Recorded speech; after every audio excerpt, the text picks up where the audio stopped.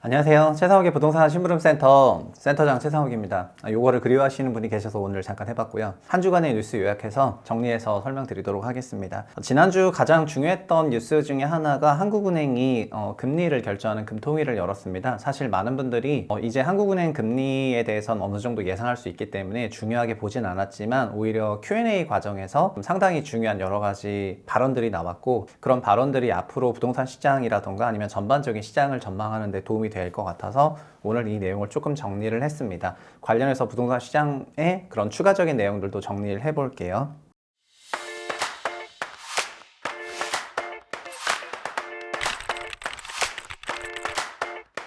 첫 번째는 이창용 총재의 발언인데, 금리를 내리면 부동산 가격을 못 잡는다는 그런 이제 비슷한 발언을 했기 때문에 이걸 제목으로 삼았습니다. 지난 1월 11일에 한국의 기준금리 결정하는 금통위가 있었고요. 이 자리에서 우리나라는 한국은행은 기준금리를 다시 한번 동결했고 8번 연속해서 동결을 했습니다. 그래서 1년 동안이나 3.5% 기준금리가 유지됐습니다. 시장에서 3.5%를 거의 그대로 예상했기 때문에 예상하는 그런 금리가 났는데요. 이거에 대해서 자연스럽게 또 미국은 기준금리가 높은데 우리는 낮으니까 최대 차이가 난다고 언론이 좀 받아적기 좋아하는 내용으로, 그런 내용으로 이렇게 그림을 이제 좀 기사가들이 났는데요. 보시는 것처럼 23년 1월부터 한미 기준금리 차가 벌어지기 시작해서 우리나라는 8번 연속해서 동결인데 미국은 꾸준히 올렸기 때문에 지금은 2%라는 가장 높은 금리 차이가 나고 있습니다. 종전에는 이런 금리 차이가 나면은 우리나라에서 돈이 무조건 미국 간다 뭐 이런 발언들이 많았었는데, 이제는 어느 정도 그렇게 생각하시는 분은 많지 않은 것 같습니다. 우리나라에 돈이 미국으로 뭐 무조건 간다는 것이 아니라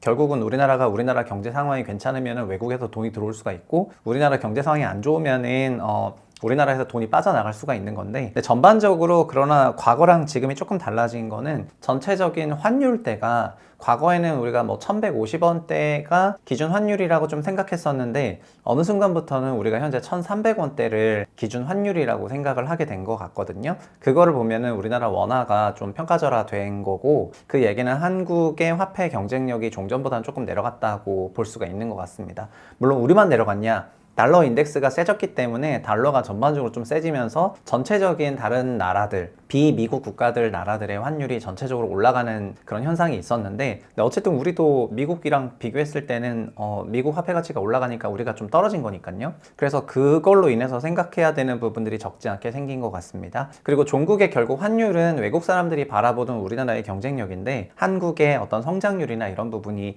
위축됐을 때는 종전보다 환율이 좀 올라갈 수밖에 없거든요. 그래서 높아지는 환율은 걱정해야 되는 부분이라고 한다면은 완전히 편안하게 있을 만한 그런 부분은 아닌 것 같다, 이렇게 말씀드리겠습니다. 지금 이제 관건은 Q&A 때 여러 가지 얘기가 나왔는데요. 하느니 그러면은 우리나라도 뭐 금리 인하 언제부터 시작하냐, 이런 얘기가 바로 질문이 나왔습니다. 그러니까 미국이 지금 5.25에서 5.5%인 건 맞는데, 미국도 빠르면은 뭐 올해 3월부터 금리 인하 기대하시는 분도 있고, 그리고 보수적으로 보더라도 미국도 올해 하반기부터는 금리 인하할 거라고 생각하는 게 일반적인 흐름이거든요. 그러다 보니까 우리나라도 한국은 뭐 언제 금리 인하합니까? 이런 얘기를 하거든요. 그래서 이창용 총재가 이런 발언을 해요. 한국은행 기준금리를 뭐 내가 정하는 건지 미국이 정하는 건지 뭐 잘 모르겠다, 나도 헷갈린다, 약간 이런 식의 발언을 하거든요.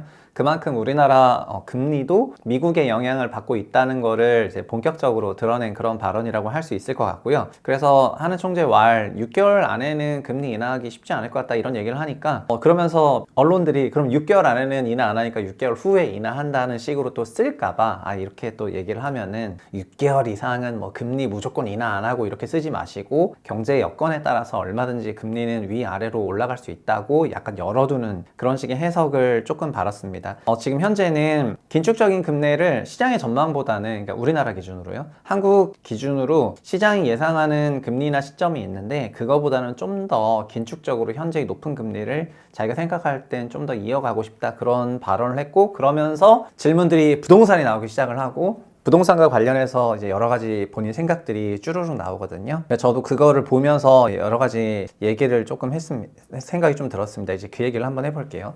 하는 이번 정책 중에서 이제 민간에 자금을 대여해주는 그런 정책들이 있는데, 그게 이제 PF 리스크와 좀 무관하게 원래부터 하던 거다 뭐 이렇게 했는데요. 그러면서 어떤 얘기가 나오냐면은 중립금리 얘기를 좀 말하게 되거든요. 중립금리는 작년에 되게 핫했는데 지금은 이런 얘기가 많이 사라졌는데, 결국 중립금리라는 거는 성장률과 물가가 거의 안정화가 되는 가장 이상적인 그런 금리 레벨을 말하는 거잖아요. 물가, 성장률, 고용, 뭔가 이제 소위 황금 균형대에 있는 그 금리, 마치 이데아에 존재하는 그런 거를 이제 중립금리라고 하게 되는 건데, 근데 자기가 생각할 때 지금의 0.5%가 중립금리보다는 약간 높다고 생각하지만은 본인이 이제 여기서 금리 인하를 하게 되면은 부동산 시장의 건전한 조정을 방해할 수 있다, 이렇게 발언을 하게 됩니다. 그러니까 금리를 내리게 되면은 다른 자산이 많다면 우리나라에 있는 사람들이 다른 형태의 자산에 돈을 많이 넣을 텐데, 현재는 금리를 내려가게 되면은 부동산 시장으로 돈이 확실히 들어가지 않겠느냐. 그렇게 되면은 부동산으로 돈이 들어가는 부분으로 인해서 부동산 가격의 재상승이 있을 수도 있고, 그리고 한은혜가 걱정하는 거는 부동산 가격 걱정하는 게 아니라 GDP 대비 가계부채 비율을 걱정하는데, GDP 대비 가계부채 비율이 본인들이 생각했을 때는 GDP 대비 90%대까지 쭉 이렇게 내려가야지 된다고 생각을 하는데, 그러려면은 주택시장이 좀 안정화되어야 된다, 이렇게 생각을 하고 있거든요.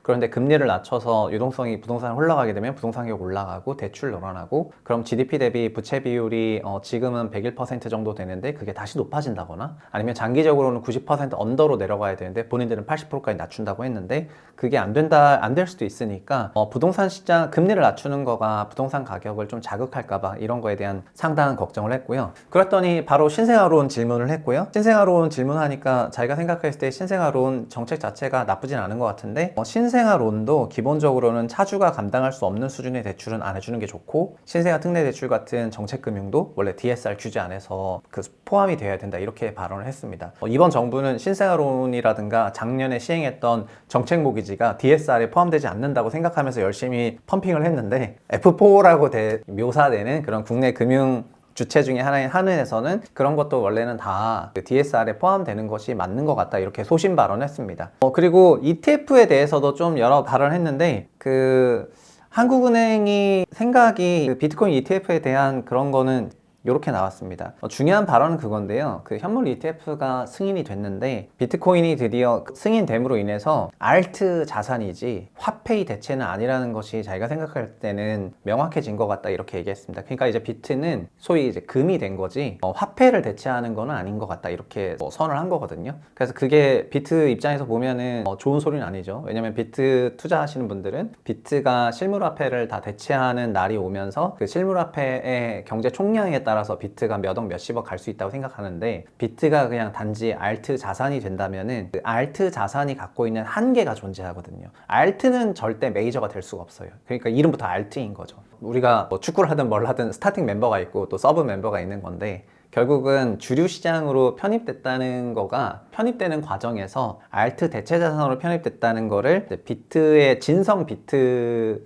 소위 그 사토시가 원했던 그런 수준의 그 화폐 대체는 아니라고 발언을 했고, 그리고 알트가 됐고 그러면서도 본인도 이거에 대해서 평가하거든요. 변동성이 높고 어쩌고저쩌고 얘기하는데, 저 개인적으로도 이렇게 알트 자산이 된 거는 중요한 얘기라고 생각을 하고 있습니다. 어쨌든 주류 시장으로 편입될 수가 있고, 저도 대체 투자 관련해서 어떤 일을 하고 있잖아요. 대체 투자 쪽으로 하나 검토해 볼 수 있는 자산이 나왔다는 거는 장점인 것 같습니다. 그리고 대출 관련해서도 다시 부동산으로 돌아가서 대출 관련해서도 조금 더 발언하면은, 미국 같은 경우에는 주택의 LTV가 90% 넘어가는데 미국의 가계부채는 지금 한 60, 70%대로 우리보다 훨씬 더 낮거든요. 그거는 미국의 집값이 낮기 때문이다라는 발언을 했습니다. 되게 상식적인 발언이죠. 미국은 PIR로 봤을 때 우리보다 훨씬 더 낮은 레벨의 주택 가격이기 때문에 그 주택의 90%까지 빌려도, 우리는 DSR 40%, LTV 70%로 LTV 70까지 빌리고 미국인들은 LTV 90이나 95까지 빌리는데 왜 가계부채 비중이 낮냐? 집값이 싸기 때문이죠. 너무 상식적인 얘기를 했고요.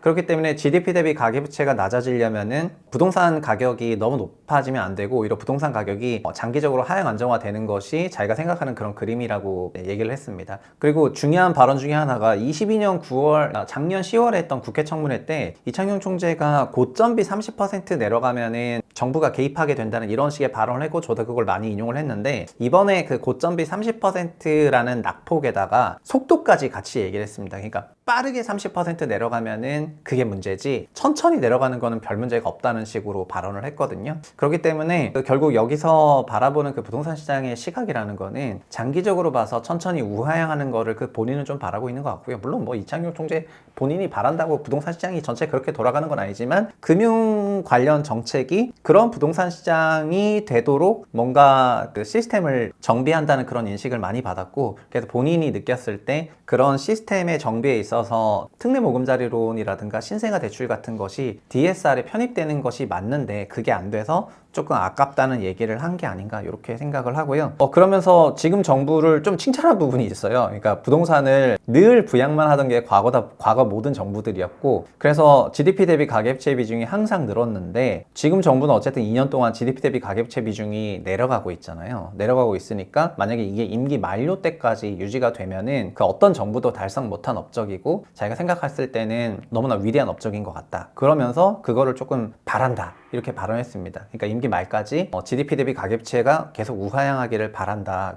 그렇게 되면은 결과적으로는 되게 위대한 업적이다. 그렇게 얘기를 했습니다. 저 개인적으로는 현 정부의 의도는 적당한 혹은 티나는 부양인데 경제 여건이 그렇지 못해서 GDP 대비 가계부채 비중이 조금 내려간다고 생각을 하거든요. 그런데 결국은 뭐 사실 의도라는 게 의도도 중요하지만 결과가 중요하잖아요. 그래서 결과적으로 GDP 대비 가계부채 비중이 내려가면은 뭐 칭찬해야 되는 거는 맞는 것 같고, 다만 지금 의도는 이제 특히 110 대책 같은 거 보면은 서울의 부동산 민심 잡으려고 재건축 재개발 100만 원 거주자분들에게 총선 때 이제 이 도정법 개정해야 되니까 뭐 자기를 거의 찍어달라는 수준의 정책을 냈고, 이런 부분들이 전 되게 비판받을 포인트라고 생각을 하는데 그럼에도 불구하고 뭐 결과적으로는 부채 비중이 조금 내려가고 있다는 거, 그런 거에 대해서는 좋다고, 그러니까 긍정적인 그런 평가를 내릴 수 있을 것 같습니다. 물론 그마저도 DSR 적용에서부터 이게 시작이 된 거고 22년에 그 고승범 체제 때 이거를 21년에 그분이 금융위원장 오시면서 적극적으로 시행을 하게 된 거잖아요. 그래서 이런 부분에 대한 재평가가 지금 잘 되지 않는 것도 저 개인적으로 좀 아쉬운 게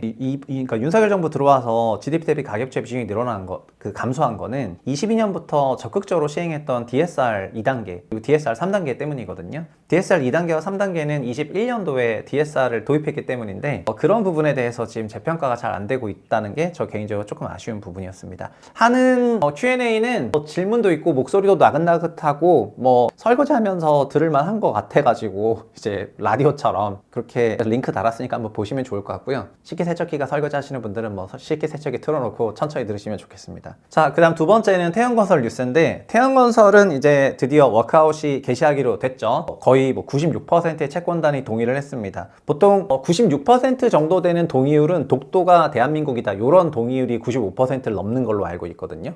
그러니까 제가 어디서 들었는데 독도가 우리나라 땅이 아니라고 생각하는 대한민국 국민이 5% 정도 된다고 저는 들었는데, 그래서 96%가 동의한다는 건 정말 어떤 수준의 동의냐면은 그런 말도 엄청난 수준의 동의다 이렇게 말씀드리겠고요. 그래서 4분의 3 원래 75%가 동의하도록 한 거를 훨씬 더 많이 동의를 했다 이렇게 생각하시면 될 것 같습니다. 엄청난 동의율이죠. 진짜 깜짝 놀랐어요. 이렇게 워크아웃이 되면은 3개월 동안 자산부채 실사를 하고 그 다음에 태양건설 재무현황 검토하고 그 다음에 구조조정 가능성 타진하고 등등 그 기간에 부채 유예를 하고요. 부채 유예가 되면서 이제 여러 가지 절차를 거치고 그 다음부터는 그 부채를 어떻게 갚아나가는 그런 과정이 있다고 이렇게 생각하시면 될 것 같습니다. 워크아웃이 사실 어떻게 보면 짜여진 각본이라고 생각하실 수도 있는 게, 이게 최근에 이게 해당 일자가 총선 다음 날이거든요. 그러니까 보시면은 3개월 후인데 1월 12일에 워크아웃이 됐기 때문에 4월 12일에 그 총선 다음 날에 워크아웃이, 그러니까 이게 진짜 되는지가 되는 거예요. 그러니까는 되게 재밌지 않습니까? 그러니까 이게 3개월이라는 날짜를 했는데도 불구하고 정확히 1월 10일에 됐다는 게 되게 재밌는 부분이다, 그렇게 말씀드리겠습니다. 그리고 사실 작년 12월 28일에 워크아웃 신청하고 1차 회의하고 1월 3일에 설명하고 11일에 협의회 결의해서 이제 일단 가자 이렇게 얘기했고, 그리고 3개월간 자산부채 실사하고요. 그리고 2차 협의회 4월 11일 하게 되거든요.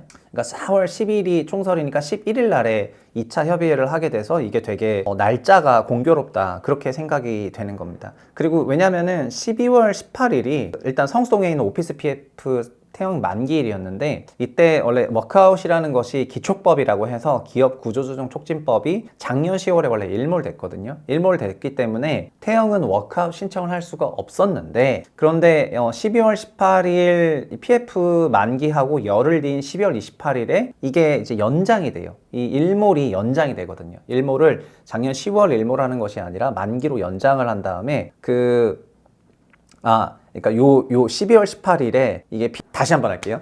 이 태영건설의 워크아웃이 처음 논의될 때 일정이랑 겹쳐보면은 이게 되게 태영이 보살핌을 받았다는 거를 알 수가 있는데 태영이 문제가 됐던 비주택 사업장인 성수동 사업장이 12월 18일 날에 PF 만기가 돼요. 근데 이거를 430억인가 갚지 못하니까 태영이 부도 처리가 나게 되죠. 그래서 근데 이때 그러면 워크아웃을 신청할 수 있었느냐? 그게 불가능했는데 왜냐하면은 기초법이라고 하는 워크아웃 근거법이 작년 10월에 일몰이 되거든요. 그러니까 워크아웃 신청할 근거가 없고 태양은 그냥 법정관리 가는 거였는데 그런데 이 성수동 PF 만기일이 12월 18일이 아니라 12월 28일로 일단 딱 열흘 연장되죠. 열흘 연장돼주고요. 그러면서 26일 날에 이틀 전이죠. F4 이 파이낸스 4 F4 멤버가 비공식 회의를 가져서 태영건설 워크아웃을 논의를 해줘요. 그러니까 논의를 하려면 자연스럽게 기초법이 있어야 되겠죠. 그래서 국회와 국무회의를 거쳐서 기초법을 부활시켜주고 부활된 기초법에 따라서 28일이 만기일이잖아요. PF 만기일. 그래서 이때 태영건설의 워크아웃이 선언이 된 거예요.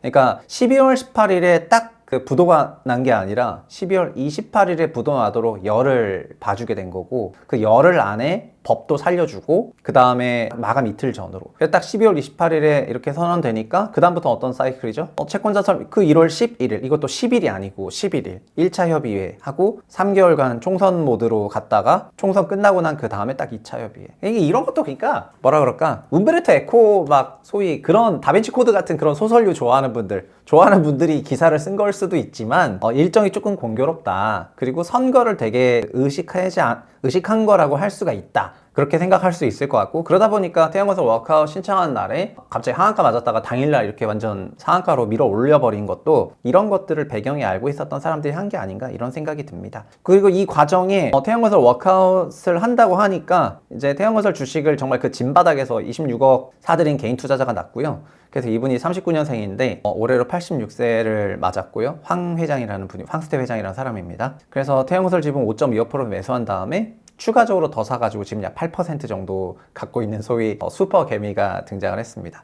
그리고 120 부동산 대책에 대해서 지난번에 선거용 대책이라고 제가 영상을 하나 찍었는데요. 지난주에 어쨌든 나왔던 건데 다시 짧게 말씀드리면 120 부동산 대책이 나왔고 정말 코어는 결국 아파트 재건축, 그 다음에 재개발 이 두 가지를 쉽게 해줄 수 있다. 이것이 이제 코어가 되겠습니다. 그래서 보시면 재건축 패스트트랙 절차가 요 선이 잘 안 맞지만 안전진단이 면제된 것이 아니고 안전진단을 병행 추진할 수 있도록 이쪽으로 따로 빼놓은 거기 때문에 개선한 대로 간다면 정비구역 지정 수립을 하면서 추진위, 조합 이런 거를 하면서 안전진단 받을 수 있게 현재는 안전진단을 먼저 받고 이게 선결돼야지만이 그 다음으로 갈 수가 있거든요. 그러니까 안전진단을 못 받을 것 같은 대부분의 재건축 아파트들은 재건축 아예 할 수조차 없는데 지금은 이게 병행으로 사업시행인가 전에만 받으면 되고 일단 본인들이 구청장 레벨에서 정비구역 지정해버리면은 온통 다 정비구역 돼버리는 거거든요. 그러면은 이렇게 할 수 있도록 도정법 바꿀 거니까 도정법 개정안을 24년 2월에 낼 거고 이러면서 전국에 있는 100만 채의 재건축 재개발 그런 조합에 일단 막 날린 거죠. 근데 국민들이 이거를 1월 11일 발표하고 나서 시장에 바로 반등이 왔냐? 그런 건 아닌데 왜냐하면은 이제는 우리나라 사람들도 아는 거잖아요. 작년에 23년 1월 달에 실거주 의무 폐지 정책을 발표를 정부가 했었지만 결국 정부는 국회를 설득하지 못했기 때문에 그게 추진이 안 됐고요.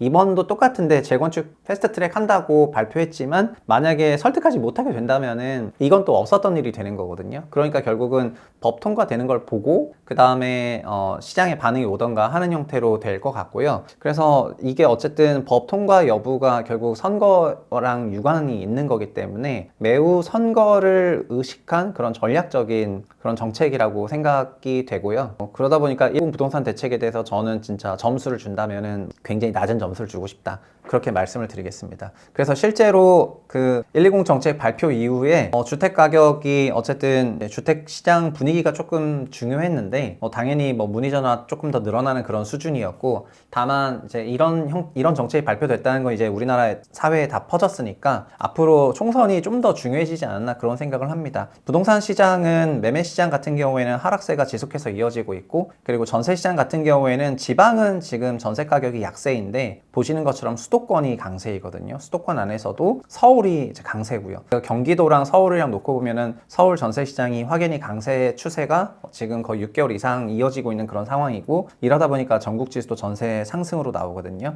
매매는 하락세, 전세는 강세, 이렇게 시장 분위기가 연초부터 세팅이 됐고 작년 4분기 분위기를 이어가고 있는 것 같습니다. 저 개인적으로도 매매 시장은 앞으로도 당분간 약세가 이어질 거라고 생각을 하고요. 그리고 전세 시장 같은 경우에는 시장의 전월세 전환율보다 전세 대출 금리가 낮기 때문에 인위적인 그런 전세 펌핑, 전세 부양이 지금 있다고 생각을 하는데, 그럼에도 불구하고 전세가 역시 올해 어느 시점을 올해 상반기 중으로는 안정화되지 않겠는가 이렇게 생각하고 있습니다. 이 정도로 오늘 주요 뉴스 전달하는 것을 마치겠습니다.